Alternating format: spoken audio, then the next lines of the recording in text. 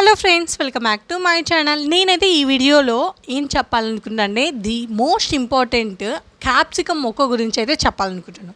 మీరు ఎవరైనా క్యాప్సికమ్ మొక్క వేయాలి, విత్తనాలు వేశారు ఇంకా రాలేదు అని టెన్షన్ పడే వాళ్ళకి ఖచ్చితంగా యూజ్ అవుతుంది. నా ఎక్స్పీరియన్స్తో నేను చెప్తున్నాను. ఆల్రెడీ మీ అందరికీ తెలుసు, నాకు కొంచెం మొక్కలంటే చాలా ఇష్టము, అలానే బాగా పెంచుతాను, కేర్గా తీసుకుంటాను. ఇదైతే లాస్ట్ టైం వీడియో అయితే పెట్టుంటాను యూట్యూబ్లో. క్యాప్సికమ్ మొక్క వేశాను, ఇంకా రాలేదు, వచ్చిన ఇంకా ఎదుగుతలేదు, 3 వీక్స్ అయింది అని చెప్పుంటాను. అదైతే నేను, మీరు ఎవరైనా చూడకుండా ఉంటే ఐకాన్లో ఇస్తాను, మీరు కన్ఫామ్గా చూడండి. అందులో అయితే చెప్పుంటాను కదా, 3 వీక్స్ అయింది, ఇంత చిన్నవిగానే ఉంది అని చెప్పి. యాక్చువల్గా క్యాప్సికమ్ అనేది 3 వీక్స్ తర్వాత మొక్క అనేది స్టార్ట్ అవుతుంది ఫ్రెండ్స్. విత్తనాలు వేసిన తర్వాత 3 వీక్స్ తర్వాత మొక్క అనేది స్టార్ట్ అవుతుంది.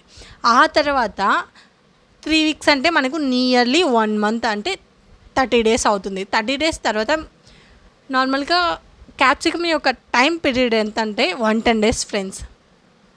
సో 110 డేస్లో 30 డేస్ మైనస్ చేస్తే మనకు ఇంకా మిగిలింది 80 డేస్.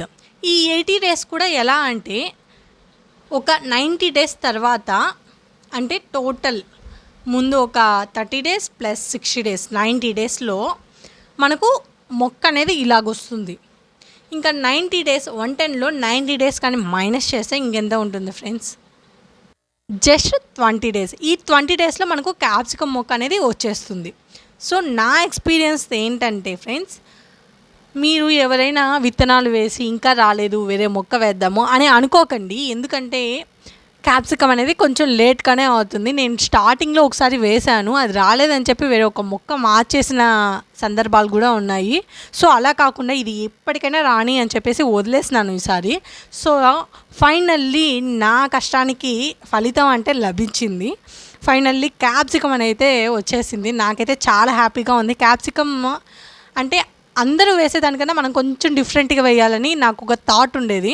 సో ఫైనల్లీ క్యాప్సికమ్ అనేది నేను మా ఇంట్లో వేసి బతికించి ఫైనల్లీ క్యాప్సికమ్ కాయ అయితే రాబోతుంది.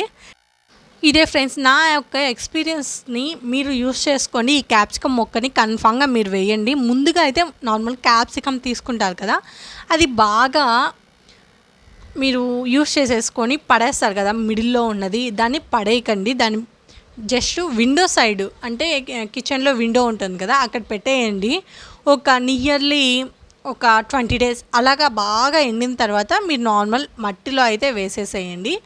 దాని తర్వాత 3 వీక్స్ తర్వాత, వెంటనే అయితే రావు అన్ని మొక్కల్లాగా క్యాప్సికమ్ అనేది, నేను ట్రై చేసి చెప్తున్నాను. సో మీరు కూడా ఒకసారి ట్రై చేయండి, చాలా యూస్ఫుల్ అవుతుంది. క్యాప్సికమ్ బయట అంటే ఎక్కువగా దొరకదు పల్లెటూరు వాళ్ళకి. సో ఎప్పుడైనా మీరు బయటికి వెళ్ళినప్పుడు ఒక కాయ అనేది తెచ్చుకొని దాన్ని విత్తనాలు ఎండబెట్టుకొని ఆ తర్వాత మట్టిలో వేసేసుకుంటే 3 వీక్స్కి మనకు వచ్చేస్తుంది.